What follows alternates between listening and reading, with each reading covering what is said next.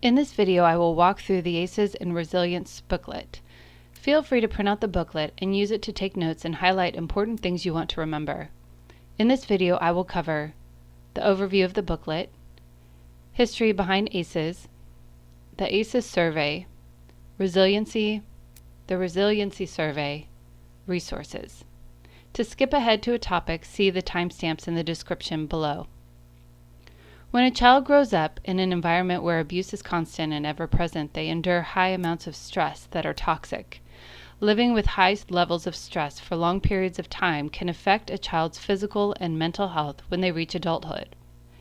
This booklet will give a short history of the ACES study, adverse childhood experiences, and the 2 surveys associated with it.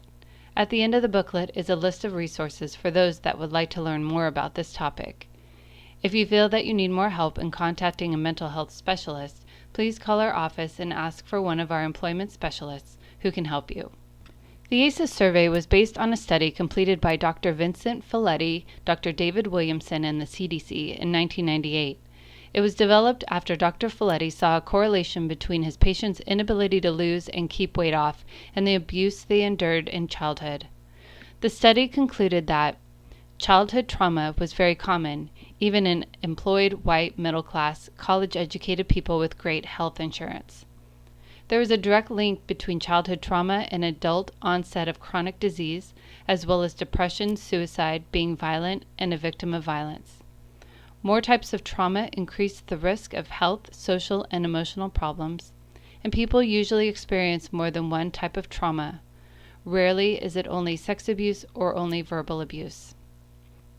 Out of the study was the development of a 10-question assessment called the ACES survey.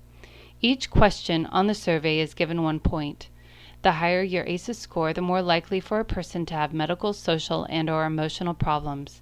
Those with an ACES score of 4 or more could have a significant increase in the development of chronic illnesses, addictions, and/or mental health issues.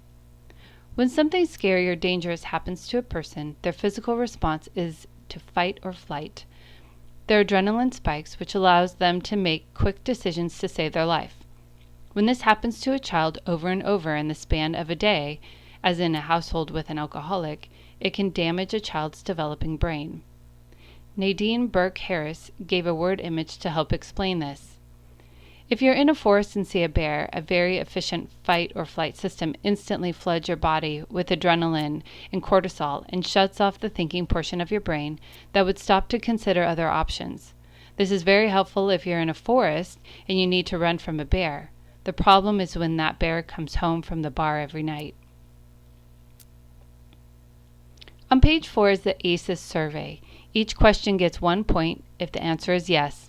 At the end of the survey, you can add up all the yeses, which will show your ACES score.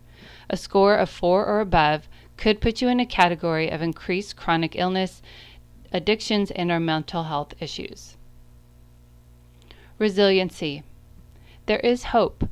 When children have positive people in their lives, activities they can focus on, and determination, they can overcome terrible situations. For adults that have survived traumatic childhood experiences and need more support, counseling and continued learning can increase their ability to overcome. To have resilience is to be able to recover from or adjust easily from adverse conditions. When it comes to the ACES score and the trauma many children face, resiliency is their ability to survive. It certainly includes various properties like being optimistic, having confidence in yourself, or belief in yourself to overcome things. To have the skills you need, social support, ability to find some meaning or purpose in life. Probably one of the most important or critical of all is something called hardiness, which is thought to be a mix of commitment, control, and challenge. In 2006, 2 psychologists, Mark Rains and Kate McLinn, developed the Resiliency Survey after seeing the ACES study. The intent of the Resiliency Survey is to provide questions that will encourage the taker to think about their childhood and what supports were there and what were absent. Resiliency is a combination of many different aspects in a child's life, and it won't look the same for each child. Resiliency can include a future-forward attitude and hope that things will get better, personal supports at school or extended family, teachers, coaches, friends, grandparents, and/or an engagement with sports, music, art, or other activities that provide an outlet for stress and creativity. The Resiliency Survey is a tool to help you as you think about what supports, attitudes, and activities you had or didn't have in your childhood. If you would like more information on ACEs, there are two main sources: the Center for Disease Control and childwelfare.gov.